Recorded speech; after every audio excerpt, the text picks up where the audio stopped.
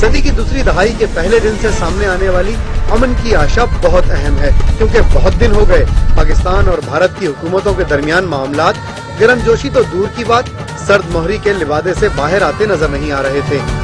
यही वजह है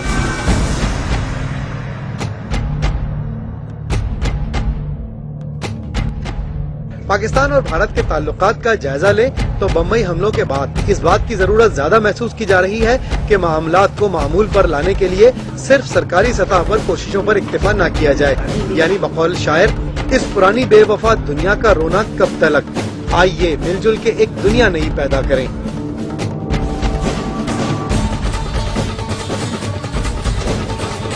But the minister also said in the same breath that all was not well in Pakistan, the place from where terror attacks are planned. Internal security situation in Pakistan seems to be deteriorating every day, and we really do not know how long and how far the establishment there will be able to adequately safeguard their strategic assets like their nuclear assets. A sobering thought indeed, for the definition of terror would change if the nuclear weapons in Pakistan fell into wrong hands. The army chief was indulging in a bit of plain speaking when he said the country could not afford yet another terror attack. In a way, he was articulating what every citizen of this country is thinking, that enough is enough.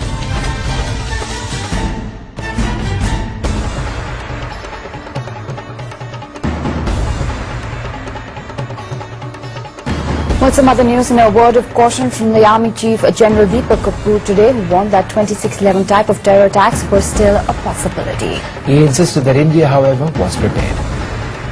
ये पूरा इलाका आतंकवाद से आप पूरी तरह से infested है, चाहे आप अफगानिस्तान ले, पाकिस्तान ले, हिंदुस्तान में भी ऐसी घटनाएं हो चुकी हैं। हम सबको इसके अगेंस्ट गार्ड करना पड़ेगा। और अभी आतंकवाद जो है पाकिस्तान में काफी घटनाएं एक के बाद एक हुई हैं।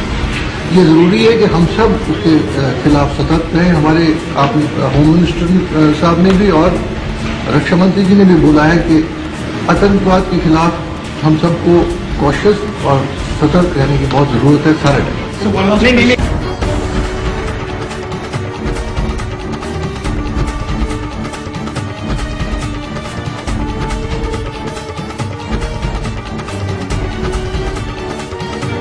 Breaking news coming in. The Indian Army Chief General Deepak Kapoor has said that India is worried by the rise in infiltration incidents. Remember, infiltration has increased in the last few days.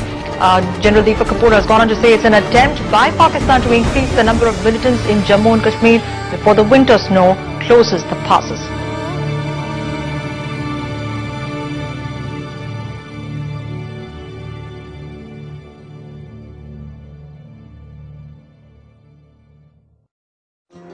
दिखाई देते हैं दूर तक बेसाए कोई, मगर बुलाने से वक्त लौटे ना आए कोई। चलो ना फिर से बिछाएं दरिया, बजाएं ढोलक, लगा के मेहंदी सुरीले टप्पे सुनाए कोई। पतंग उड़ाएं छतों पे चढ़ के मोहल्ले वाले, फलक तो सांझाए उसमें बेचे लड़ाए कोई।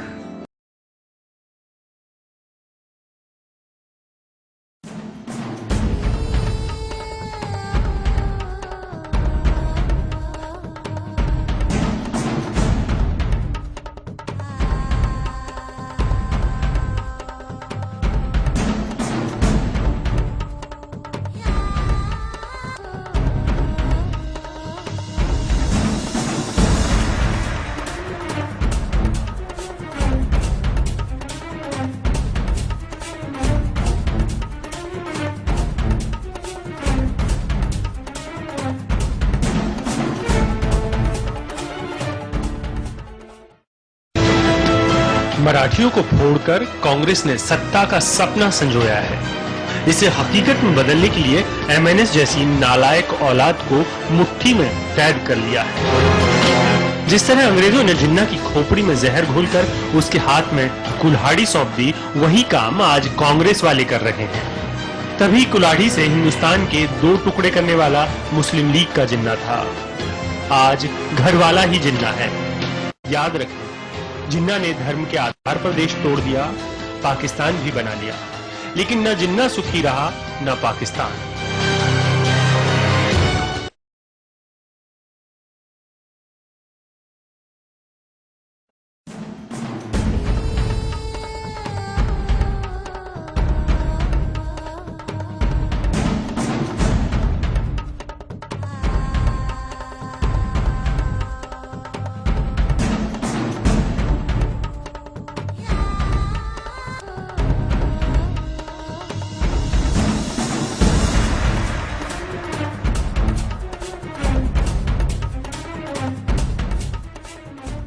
बार बार इंडिया में ये बात कही जा रही है कि हम ब्रदरली नेबर्स की तरह, भाइयों की तरह आपस में क्यों नहीं रहते, हमारे न्यूक्लियर वेपन्स एक दूसरे के खिलाफ इस्तेमाल हो जाएंगे, हमें सरहद खत्म कर देनी चाहिए, आजादाना तिजारत होनी चाहिए।